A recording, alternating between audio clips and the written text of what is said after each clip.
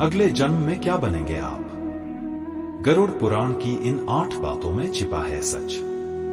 व्यक्ति को अपनी मृत्यु के बाद कर्मों के आधार पर स्वर्ग और नरक की प्राप्ति होती है। गरुड़ पुराण में यह भी बताया गया है कि कर्मों के आधार पर अगले जन्म में व्यक्ति किसी रूप में जन्म लेता है।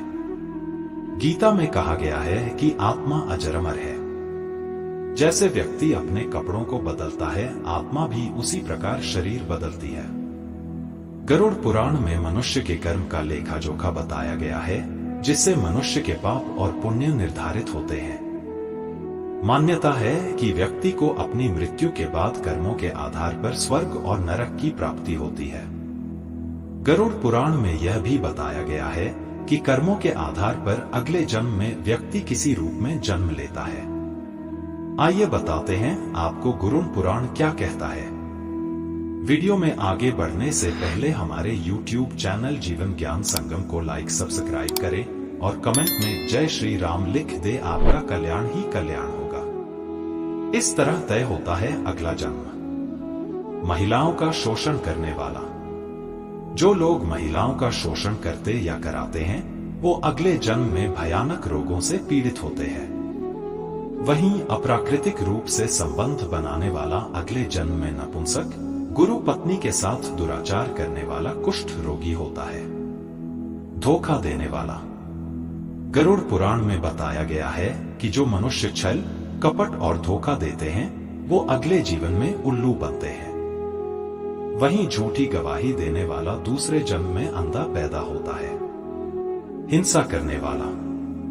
गरुड़ पुराण के अनुसार जो व्यक्ति हिंसा करके परिवार का पालन पोषण करते हैं, जैसे लूटपाट, जानवरों को सताना या शिकार खेलने वाले, अगले जन्म में किसी कसाई हत्थे चढ़ने वाला बकरा बनते हैं।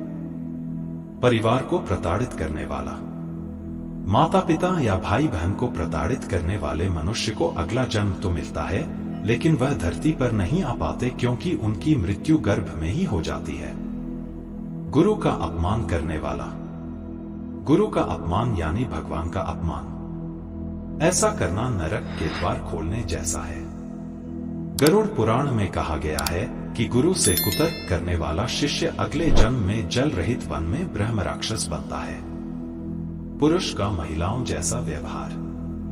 यदि कोई पुरुष महिलाओं वाला आचरण करता है, स्वभाव में महिलाओं वाली आदतें ले आता है, तो ऐसे पुरुषों को अगले जन्म में स्त्री का रूप मिलता है।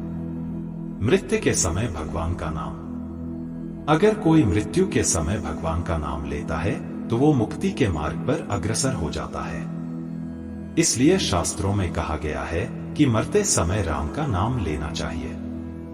हत्या करने वाला। स्त्री की हत्या, गर्भपात करने या कराने वाला भिल रोगी, गाय की हत्या करने वाला मूर्ख और कुबड़ा, ये दोनों नरक की यातनाएं भोगने के बाद अगले जन्म चांडाल योनि में ही पैदा होते हैं। आज के लिए बस इतना ही। मिलते हैं न्यू वीडियो पर। जय हिंद, जय भारत।